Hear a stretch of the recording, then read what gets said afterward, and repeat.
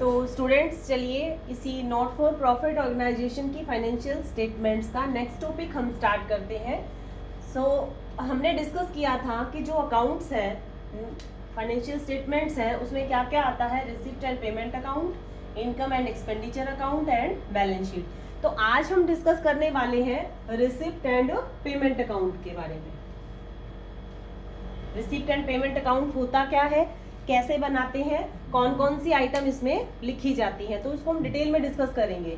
तो फीचर्स देख लेते हैं। सबसे पहले रिसिप्ट एंड पेमेंट अकाउंट की फीचर क्या होती है। पहला, नेचर ऑफ अकाउंट। ये एक समरी है कैश बुक की,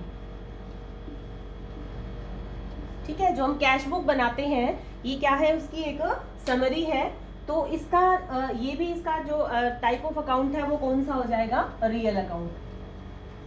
तो रियल अकाउंट का रूल इसके ऊपर फॉलो किया जाएगा, कौन सा, डेबिट व्हाट कम्स इन,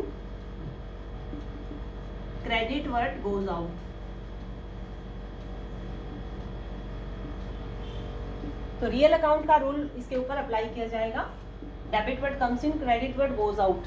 तो जो भी आ रहा है उसको डेबिट किया जाएगा, यानी सारी रिसिप्ट्स क्या होंगी, डेबिट होंगी, और जितने भी पेमेंट्स होंगी वो कौन सी साइड दिखाई जाएंगी, क्रेडिट साइड में।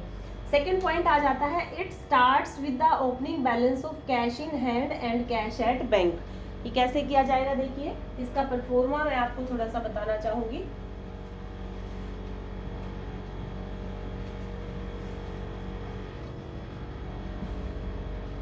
तो ये हमारा रिसिप्ट एंड पेमेंट अकाउंट,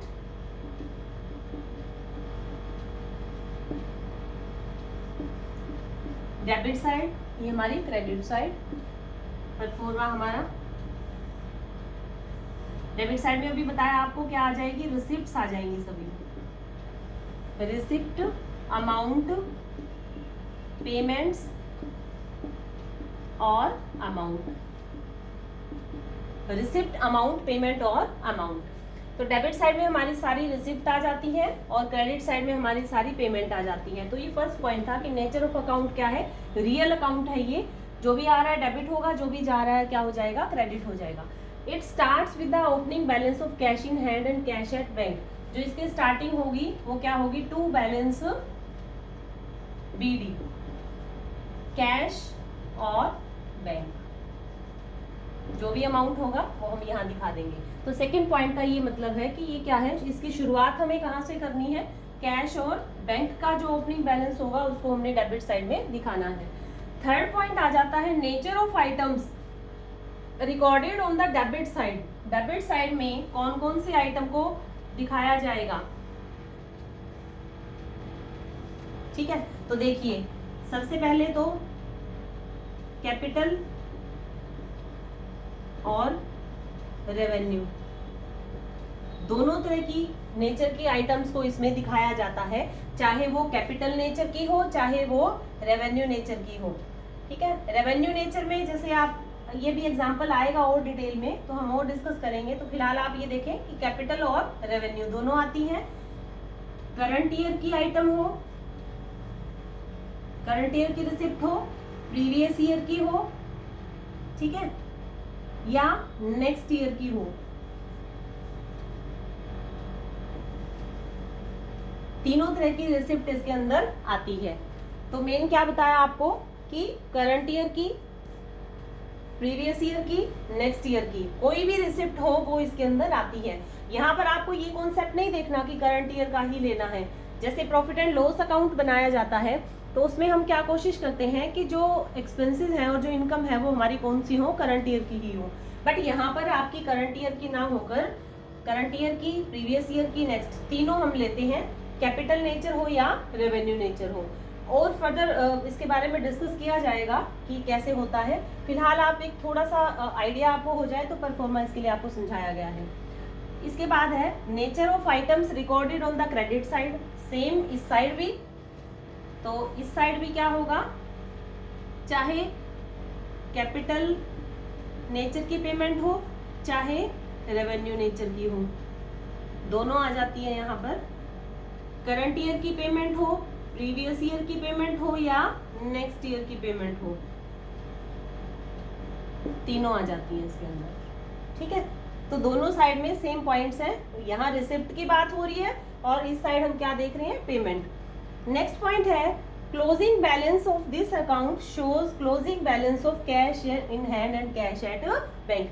जैसे स्टार्टिंग आपने किससे की थी, कैश और बैंक के ओपनिंग बैलेंस से की थी, तो इसकी क्लोजिंग कैसे होगी, बाय बैलेंस सीडी, कैश और बैंक।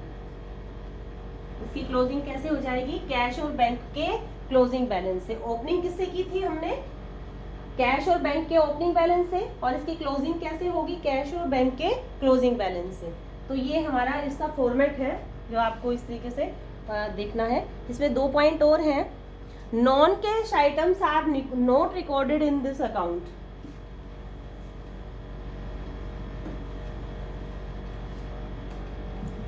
सिक्स्थ पॉइंट है non cash items are not recorded in this account. जैसे कि एग्जाम्पल के लिए डेप्रिसिएशन हो गया, ठीक है, आउटस्टैंडिंग एक्सपेंसेस हो गए, एक्रूड इनकम जो हमने अर्न कर ली है बट हमें कैश में रिसीव नहीं हुई, तो ये नॉन कैश है। आउटस्टैंडिंग एक्सपेंसेस जिन खर्चों जो ड्यू हो चुके हैं इनकी पेमेंट अभी नहीं हुई है, इनकम ड्यू हो चुकी है बट इसको ये हमें रिसीव नहीं हुई है, और डेप्रिसिएशन जो है ये भी क्या है, नॉन कैश आइटम है। तो इन आइटम्स को रिसिप्ट एंड पेमेंट अकाउंट में दिखाया नहीं जाएगा। तो लास्ट पॉइंट है इसमें purpose. Receipt and payment account को किस लिए बनाया जाता है, बनाने का पर्पस क्या है, उद्देश्य क्या है। 7th पॉइंट है पर्पस। तो मैंने बना के आपको फॉर्मेट एक बताया है। आप देखिए कि हमने सारी आइटम्स दिखाई, लास्ट में हमने क्या निकाला, closing balance of cash and bank. तो हमारा बनाने का पर्पस यही है कि हमें क्या चाहिए, कैश एंड बैंक का closing balance, to know the closing balance of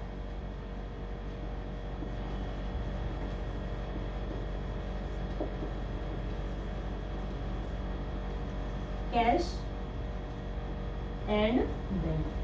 cash और बैंक का क्लोजिंग बैलेंस हमें यहाँ से पता चलता है। और दूसरा, रिसिप्ट एंड पेमेंट अकाउंट से, इसकी हेल्प से आप क्या बनाएंगे, इनकम एंड एक्सपेंडिचर अकाउंट और बैलेंस शीट। तो इसको बनाने का ये पर्पस है। तो ये पता चलता है हमें कैश और बैंक का क्लोजिंग बैलेंस कितना है, और दूसरा जब इनकम एंड एक्सपेंडिचर अकाउंट बनाएंगे और बैलेंस शीट बनाएंगे तो इसकी जो आइटम्स हैं इन्हीं में से हमने छांट कर ये बनाना है, इनकम एंड एक्सपेंडिचर और बैलेंस शीट। ठीक है, तो ये हमारा रिसिप्ट एंड पेमेंट अकाउंट।